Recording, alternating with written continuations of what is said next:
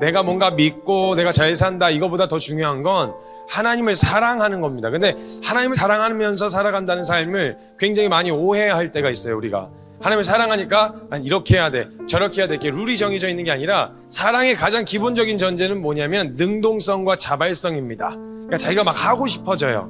뭔가 시키지 않아도 돼요. 굳이 가이드가 없어도 된다고요. 내가 누군가를 좋아하고 내가 누군가를 사랑하잖아요. 그러면 이때 막 타오르는 이 열정은요 못 막아요. 이성적이거나 합리적이지 않아요. 계산기 두들기거나 그렇게 안 한다는 거예요. 그러니까 사랑하고 진짜 좋아하면 그 영역에 있어서 더 뛰어들어서 더 할 생각을 하지 어떻게든 덜 해도 괜찮은 방법을 안 찾는다는 거죠, 사람들은. 그래서 이 사랑이라고 하는 속성이 가장 비슷하게 잘 담아있는 영역이 있는데 뭐냐면 연애할 때 그래요. 연애할 때 보통 이 감정, 연애할 때 찾아 들어오는 이 감정이 우리가 이해하는 사랑의 속성과 매우 닮아 있어요. 근데 문제는 뭐냐면 우리가 연애할 때 이렇게 불타오르던 감정이 계속 간다는 게 아닌 게 문제인 거죠. 우리가 유한하기 때문에 한계가 있어요. 어느 정도 시간이 지나고 어느 정도 이렇게 같이 익숙해지고 나면은 그때 연애 초반에 타오르던 이 마음이 잘 안 생기게 되어진단 말이에요. 그런데 하나님은 영원하신 분이셔서 연애 초기 때 느끼던 그 설레임과 여러분을 향한 마음과 이게 영원히 불타시는 분이시라는 거예요. 저와 여러분이 하나님을 사랑할 때 나타나는 이런 반응들이 있는데 이런 반응들을 우리가 하나씩 살펴보면서 우리 정말 하나님을 사랑하는지 그리고 다른 무엇보다 우리가 하나님을 사랑하는 사람으로 서야 한다는 것을 좀 함께 알아가고 함께 설 수 있었으면 좋겠어요. 그래서 준비된 캠프의 모든 프로그램 가운데서 정말 여러분이 하나님 사랑함으로 결정하고 또 결단하고 회개하는 이 모든 시간들이 다 기다리고 있을 텐데 그때 이 결정하는 이유가 여러분이 막 주님 막 하나님 앞에 저 드릴 거예요 막 헌신하는 이유가 그래야만 하기 때문이 아니라 하나님을 사랑해서 하는 자발적인 결정이 되기를 주님의 이름으로 축복합니다. 그래서 사랑이라는 건요 되게 재밌는데 뭐 시기, 질투, 뭐 미움 여러 가지 감정 중에 하나가 사랑이 아니고요.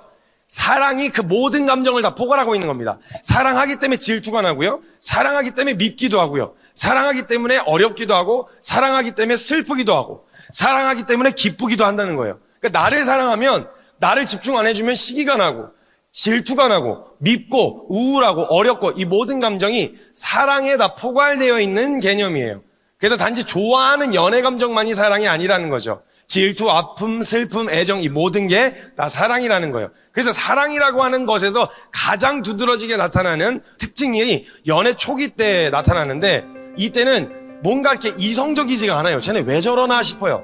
그러니까 누구도 걔네 둘 보고 뭐 한강을 지켜달라고 안 했는데 밤새도록 한강을 돌아다녀요. 근데 별로 아깝지가 않아요. 그 시간이 아깝거나 왜 이래야 되지? 꼭 이렇게 해야만 사랑하는 건가? 이런 게 정해져 있지 않아요. 그죠? 어떤 룰이 있는 게 아니잖아요. 꼭 언제 기념일이 되면 뭘 선물해야 된다. 아니면 뭘 줘야 된다. 뭐 100일이 되면 1주년이 되면 선물하고 이렇게 해야 된다. 이게 법적으로 정해진 게 아니거든요. 근데 해주고 싶은 거예요. 왜? 좋아하니까. 내가 좋아하는 사람이 그걸 돈을 투자하고 시간을 투자해서 선물을 준비하는데 이 선물을 준비하는데 딱 하나의 보상만 있으면 돼요. 내가 좋아하는 사람이 즐거워하고 되게 좋아만 하면 그걸로 이미 충분한 보상이 되는 거예요. 뭔가 야 나도 이만큼 했는데 너도 이만큼 해야 되는 거 아니야? 뭐 조금 서운하긴 하겠지만 그런 걸 바래서 하는 게 아니에요. 좋아하니까 하게 되어진다는 거죠. 그래서 이 사랑하면요 사람이 사랑하면 실리를 따지지 않아요. 뭔가 맞고 틀리고 옳고 그르고 뭐 합리적인 거 이런 거 계산 안 한단 말이에요. 여러분 저 때만 해도요 기념일이 되면 학 같은 걸 접어줬어요. 웃으시는 분들은 다 그때 그 시절에 계셨던 분들이에요. 다 해보셨던 분들이실 거예요. 그 이제 지금 이제 사시는 분하고. 근데 요즘에도 결혼하시고 나서 요즘에도 그 학 접어주시고 그러시나요? 그러진 않다는 거죠. 그게 문제인 거예요 우리는. 근데 어쨌든 막 학을 접는데 그거 진짜 몇 날 며칠을 접어야 돼요. 막 손톱 막 다 일어나도록 그 학을 접어가지고 하는데 그렇게 드리는 시간 거기다 드리는 열정, 에너지 그 정도로 공부했으면 서울대 갔어. 근데 일단 이거는 뭐 합리적이냐, 그걸 왜 하냐, 꼭 그렇게 해야 되냐 이런 거 아니야. 그냥 그 사람 줄 생각하면서 그냥 즐거운 거야. 너무 신나고 재밌고 즐겁게 그걸 준비한단 말이죠. 그걸 딱 준비해서 전해주면 그걸 열어보고 기분 좋아할 그리고 그걸 보면서 자신의 마음을 확인해줄 그 상대방의 표정과 모습 그거면 보상으로 충분하다는 거죠. 그러니까 보통 사람들은요 사랑한다고 말해놓고 보통 이게 사랑에서 나타나는 특징이거든요. 근데 우리는 희한하게 하나님을 사랑한다고 이야기해놓고 주님 사랑하십니까? 아멘. 그럼 자, 우리 하나님 사랑하니까 우리 이렇게 한번 해볼까요? 꼭 그렇게 해야 돼요? 꼭 그렇게 해야만 사랑인 거예요? 그렇게 안 해도 되는 거 아니에요? 꼭 그래야만 믿음이에요? 뭐 이런 얘기를 한다고요. 진짜 제가 이해할 수 없는 한 가지가 하나 있는데, 우리는요, 하나님이 우리를 사랑하셨대.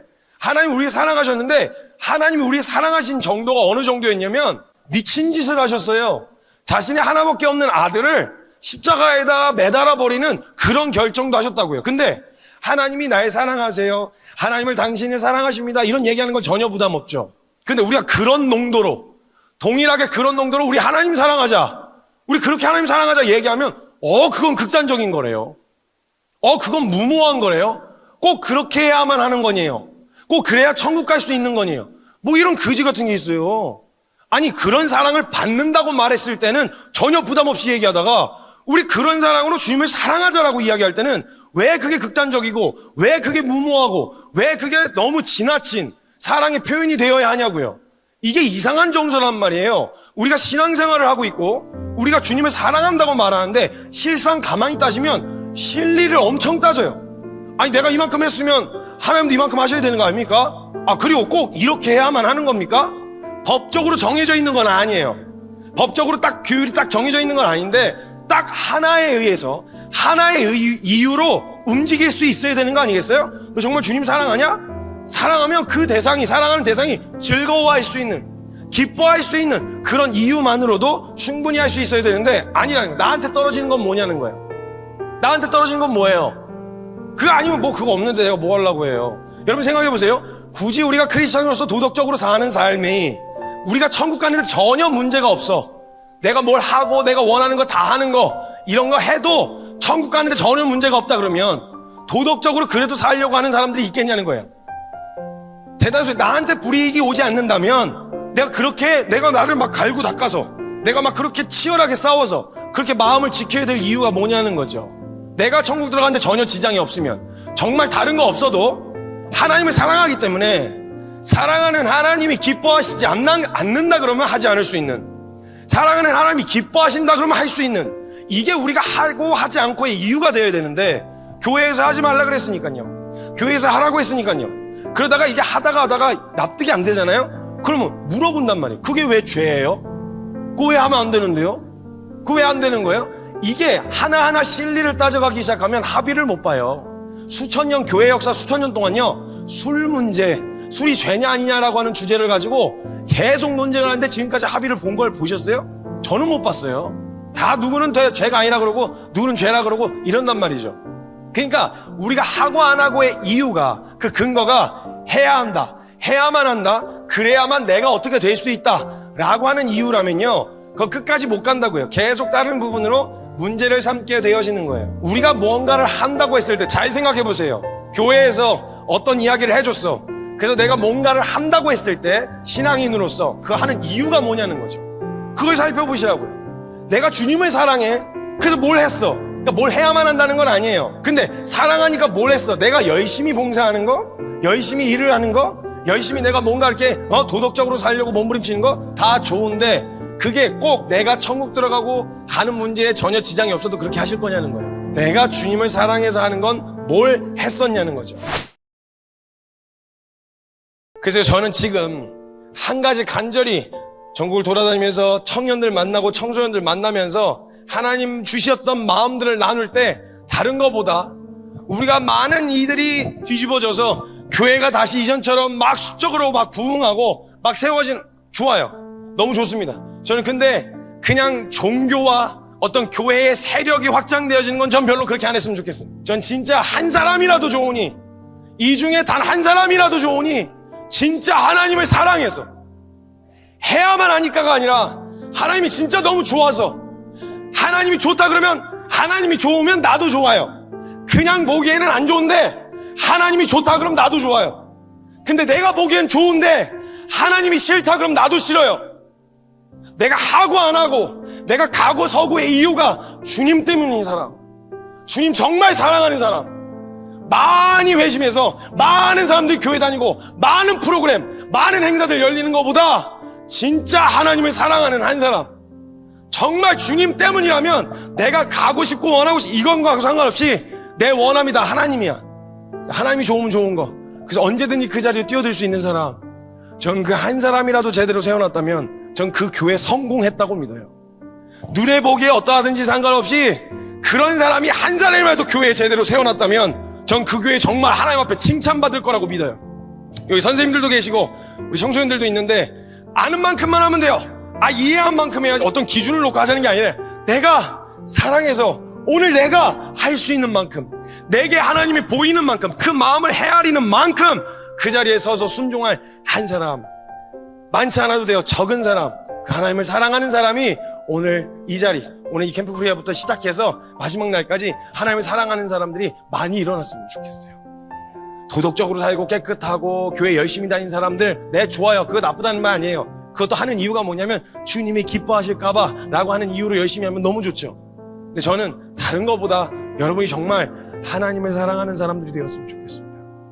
그래서 이것저것 맞냐 틀리냐 이런 거 계산하고 따지지 않고 하나님이 좋다 그러면 뛰어들 수 있는, 하나님이 좋다 그러면 얼마든지 그 자리에 뛰어들 수 있는 그런 믿음의 한 사람, 주님을 사랑하는 사람으로 세워지기를 주님의 이름으로 축복합니다. 저도 노는 거 좋아하고 또 자유분방한 성격이다 보니까 도덕적으로 깨끗한 사람은 아니었어요. 그리고 뭔가 이렇게 반듯하고 의지가 강하고 멋있는 사람 역시 아니었어요. 그래서 제가 이런저런 선교사라 어렸을 때부터 헌신을 해서 이런저런 이야기도 많이 듣고 말도 안 좋은 이야기 욕 많이 먹었어요. 17살 때 선교사로 헌신을 했거든요. 그때 헌신을 했으니 뭘 제대로 잡혀있는 게 뭐가 있었겠어요.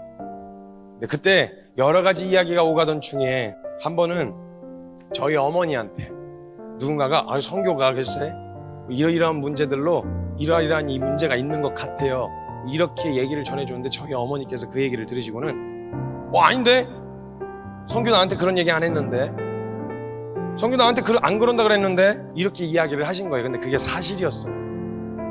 얼마나 실망스러우시겠어요. 그래서 제가 저를 믿어주신 어머니한테 만큼은 정직하게 이야기해야 될 것 같아서 제가 어머니한테 가서 이야기를 했어요. 가서 어머니를 카페에다 모셔놓고 앉아서 이야기를 나누는데 저희 어머니가 이런저런 아들하고 그냥 같이 데이트하러 온 줄 알고 되게 좋아하시던 어머니한테 제가 어머니 사실은 뭐 이런저런 이야기 있었잖아요.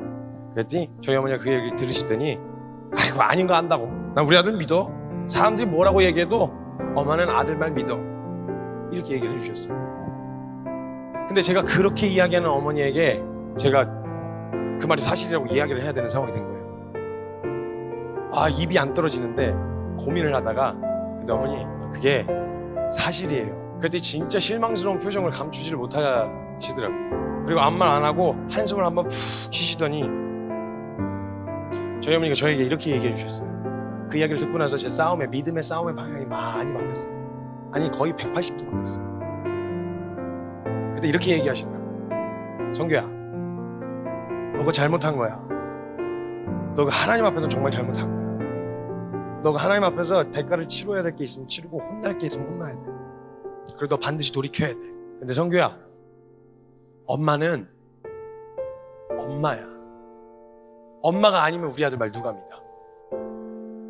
너 분명 그거 잘못한 거지만 너가 만약에 오늘 다시 저 안 그럴게요 이렇게 이야기하면 그게 상황적으로 사람들은 믿어지냐 안 믿어지냐, 신뢰를 잃었다 뭐 이런 여러 가지 이야기를 하더라도 엄마는 엄마야.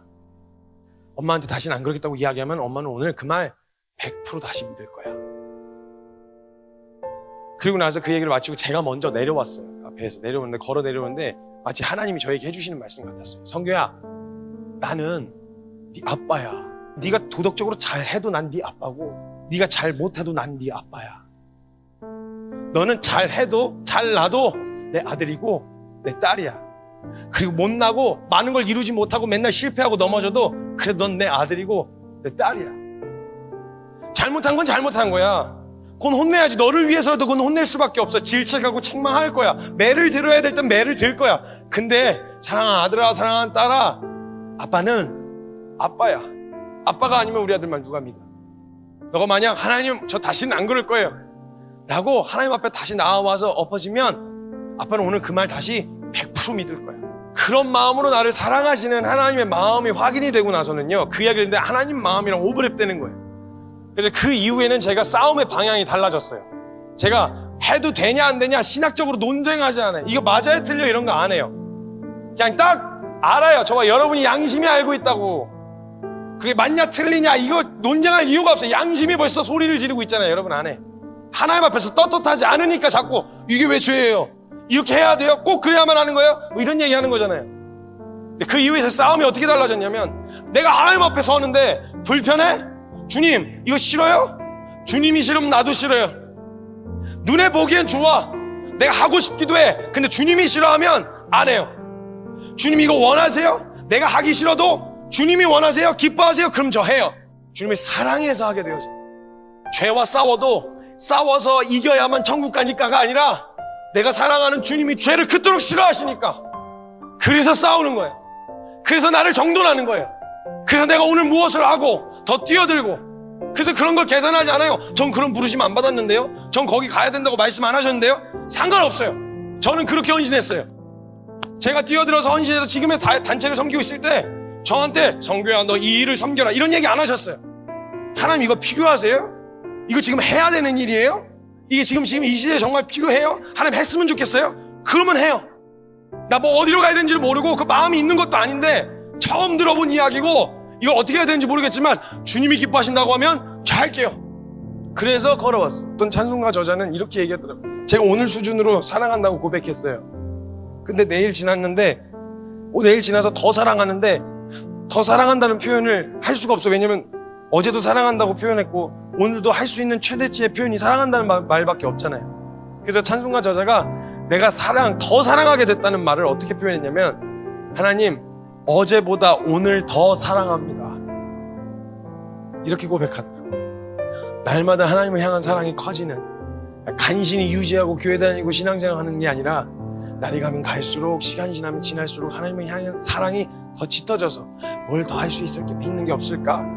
주님을 위해서 주님이 어떻게 하면 더 기뻐하실까를 고민하는, 그걸 찾아서 하는 능동적이고 자발적으로 움직이는 하나님을 사랑하는 저와 여러분이 되셨으면 좋겠습니다.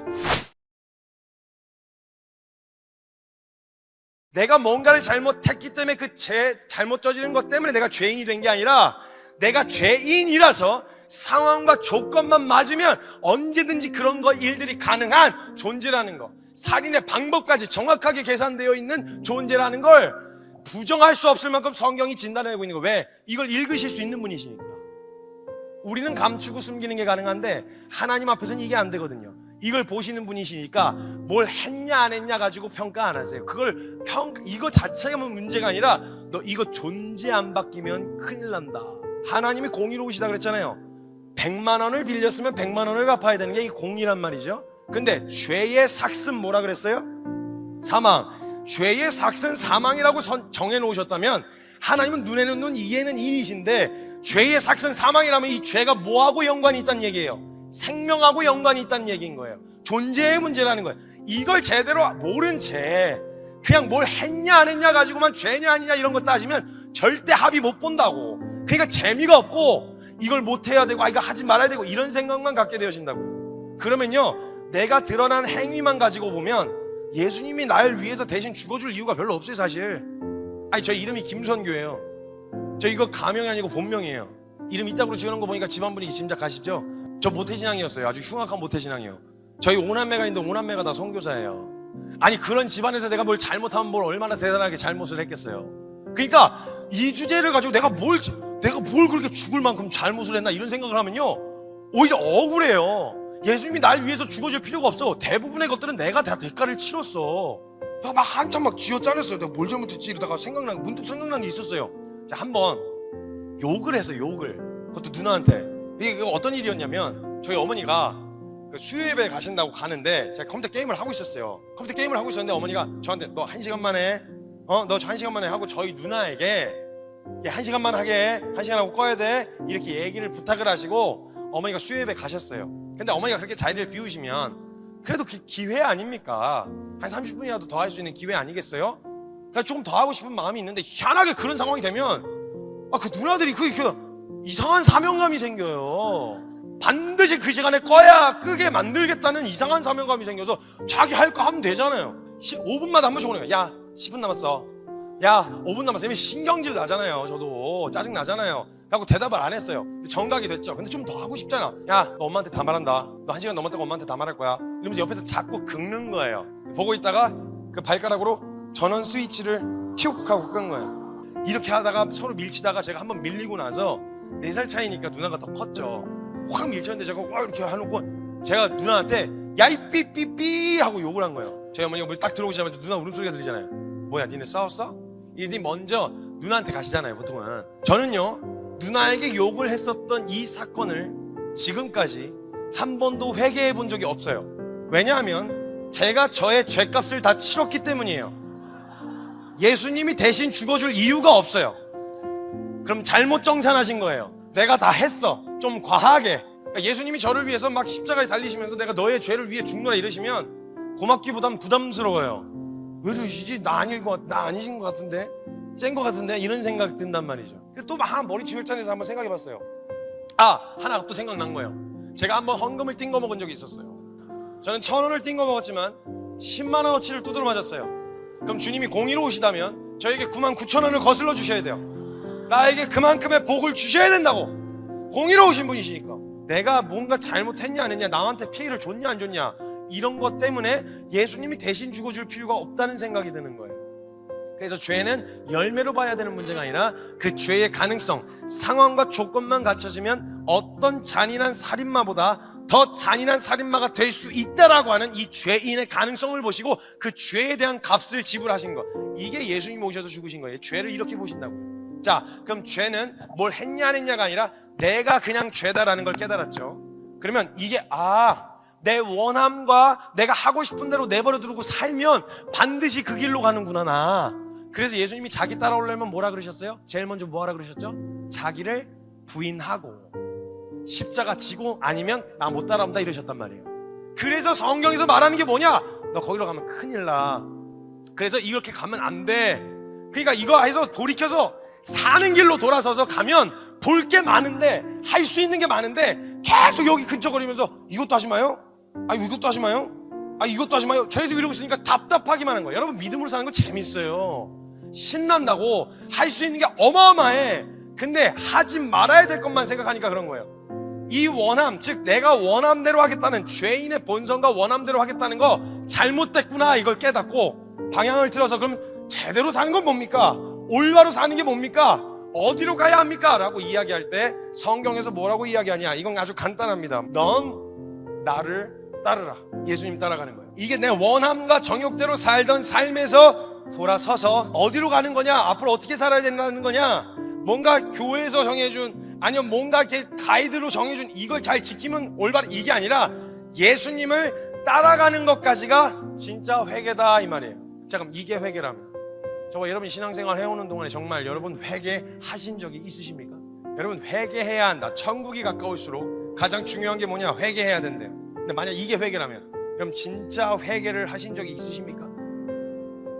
이게 딱 이 질문 받잖아요. 그럼 벌써 찔려요. 그쵸?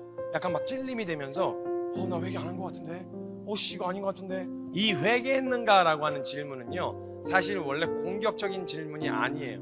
여러분, 우리가 결국 믿음으로 산다는 말은 죄를 멀리하고 예수님 따라간다는 말이잖아요. 자, 그럼 죄를 멀리하고 예수님을 따라갈 수 있는 방법이 하나 있는데, 그게 뭐냐? 아주 중요한 원리입니다. 그건 하나님을 경외하는 겁니다. 자, 근데 경외한다는 말이 무슨 말이냐면 공경하고 두려워한다 이 말이거든요. 근데 우리가 하나님을 두려워하는데 뭘 두려워하는지가 굉장히 중요해요.